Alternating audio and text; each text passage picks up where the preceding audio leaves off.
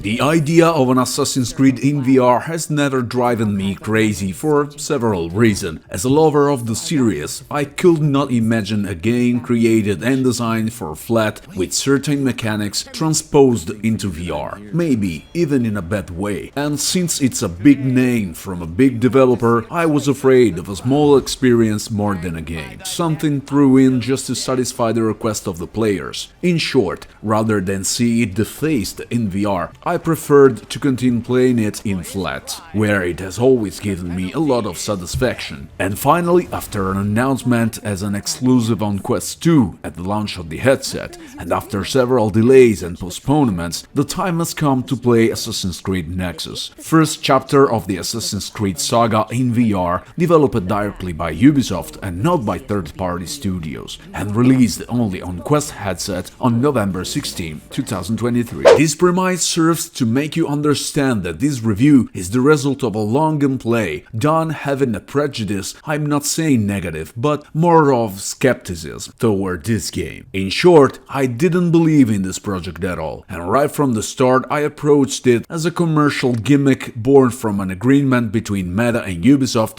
to pluck some chickens. And then I found myself inside a sumptuous room full of elements, an environment detailed to the point of confusing me and made me believe for a moment that I was playing on PC. But let's proceed step by step and try to get to the end of this review of Assassin's Creed Nexus, because only in this way you will understand that from November 16 we have what will probably be for a long time the best game of 2023 and maybe the best VR game after Alyx.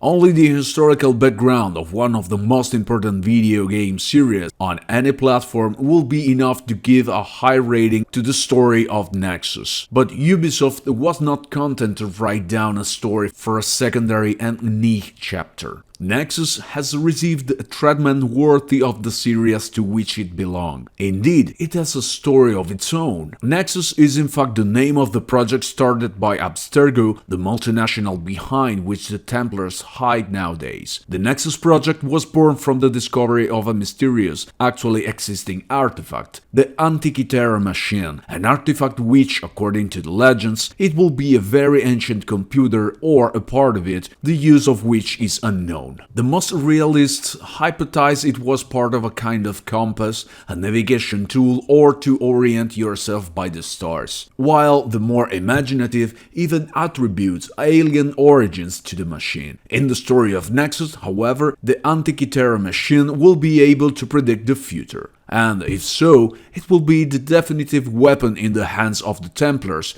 to be able to control the world. In Assassin's Creed Nexus, you play a hacker hired by the Brotherhood of Assassins, enemies of the Templars since the dawn of time, with the aim of ruining their plans. This time, however, you will work undercover into Abstergo, and you will be the one to go in search of the various fragments of the Antikythera machine, traveling between various eras. In Ezio Auditore Renaissance Italy, Cassandra's Ancient Greek, and Connor's America of Independence.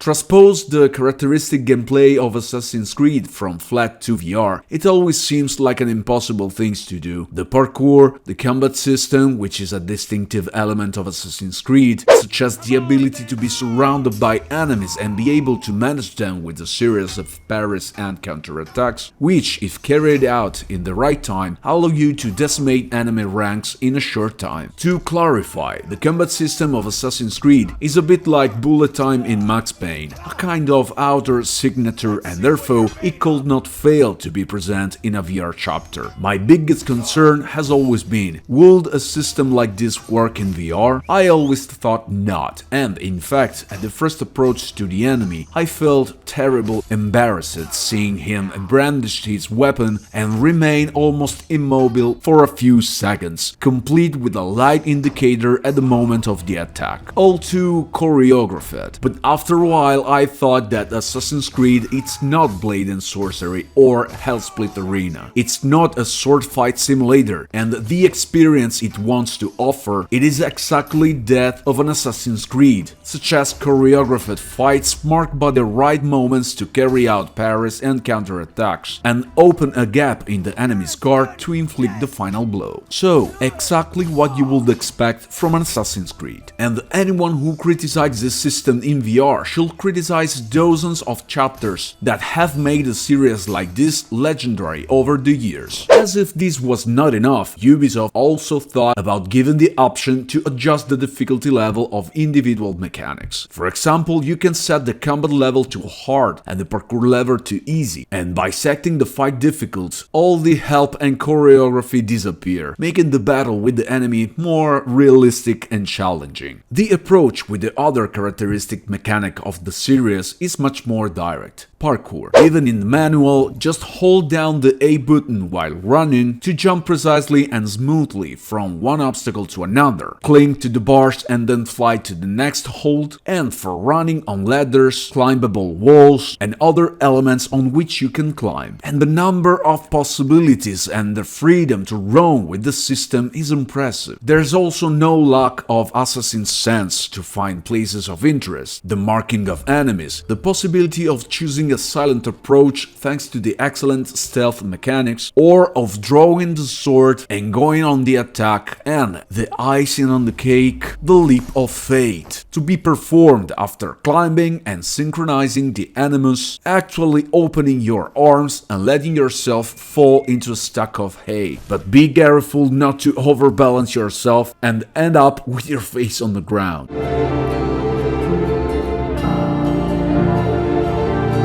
Assassin's Creed Nexus is both a game and a sensory experience. It's an inception, like a dream within a dream, reliving the memories of the characters from the past through Animus, while playing in VR. And if that was not enough, switching between characters between different eras. Only the continuous loading and some imperfections such as some glitches and the mechanics are a little too dirty, they make you remember you're in a game. A climbing system that is not very precise and needs to be roughed up a bit, which however you get used to it with a little practice, managing it with some success. But the lion's share of making you feel inside the game is left to the majestic settings full of elements and details abundantly defined by the standards of a standalone game. So much so that I can say that the experience offered by Assassin's Creed Nexus, at least this point of view, is unprecedented.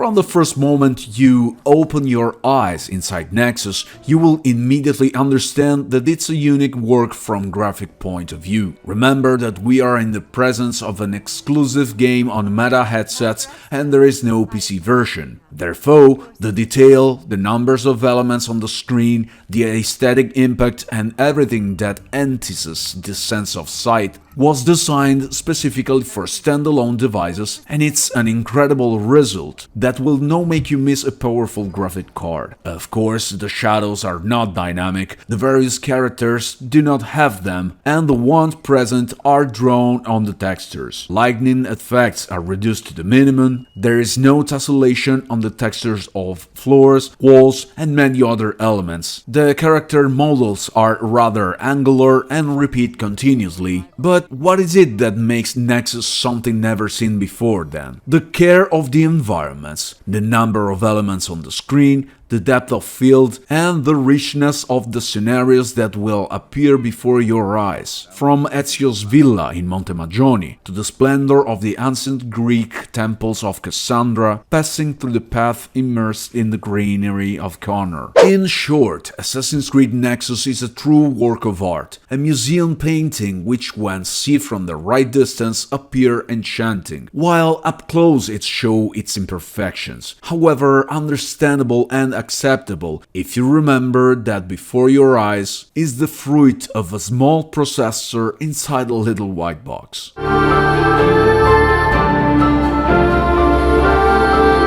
Among the biggest doubts, for which I maintained a detached attitude from Assassin's Creed Nexus, there was the duration. I feared that Ubisoft, resting on the importance of its name and the epic nature of the series, would bring a kind of flash experience of few hours to VR, just to make fans of the saga happy with VR content more similar to a guided tour than a real game. And I didn't believe at all that they will create huge maps to explore with secondary and collectible objectives, just like for the flat chapters. And yet, here too, Ubisoft surprised me. Maps that extend for a few hundred meters and rise on different floors, both above and below ground level, with many secondary objectives, such as parkour challenges and many collectibles, such as medallions and historical notes on places, characters, and works of art that actually exist and are part of the places and eras explored. Obviously, it's not a real open world. There are not many activities, but Ubisoft wanted to do things well within the limits of the device's possibilities and did it in the best possible way. The individual mission can be replayed even after the end of the game, so we are talking about a real end game, to give the possibility to collect the objects left behind and complete the secondary objectives, increasing the completion percentage up to platinum. All these translate into enormous longevity, which adds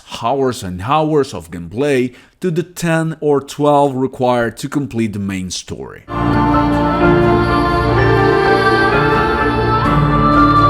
I can already imagine your comments. Ben, it's hard to feel so excited about a game, yet my rating for this game is rather limited, below what I really wanted to give. 100 is a perfect score, and Assassin's Creed Nexus is not. On the one hand, the name of the developer and the IP are enough to make it clear that we are in the presence of a AAA. It's not enough to make Nexus a game without defects, due to some mechanics that need to be roughed up, not very precise, a frame rate not always up to par, even on Quest 3, and the inexplicable lack of the Italian language. Not that I have problem with English. On the contrary, I also turn off the subtitle because they distract me, but how can Ubisoft, in a game like Assassin's Creed, and moreover in a chapter where one of the protagonists is Italian and part of the story takes place in Italy, omit the complete localization in Italian? For me, a serious shortcoming that greatly lowers my evaluation of this chapter, where the rich and intricate story deserves to be followed even by those who are not familiar with English. Luckily, everything else in this game is good enough for me to give it a pretty high rating. I would have liked to give it more. Among the advantages, unprecedented graphic on standalone headsets, faithful and well-translated game mechanics in VR, albeit with some inaccuracies, story perfectly inserted into the narrative thread of Assassin's Creed. Among the defects, for the first time, I find the lack of dubbing in Italian serious problem. Climbing and combat mechanics lack in precision, and even Quest 3 seems to suffer from the complexity of the game in some situations, fortunately rare. The situation does not change much on Quest 2, obviously in the face of an obvious degradation in graphic quality to allow the little one from meta to manage this miracle of VR. I leave you with a few seconds of Assassin's Creed Nexus gameplay. Thanks for watching completely the video. Like, subscribe and continue to follow. In the first comment you will find the link to buy Assassin's Creed Nexus with a 25% discount. Support the channel via the super thanks button. That's all from Ben. See you next time and greetings, Rubble.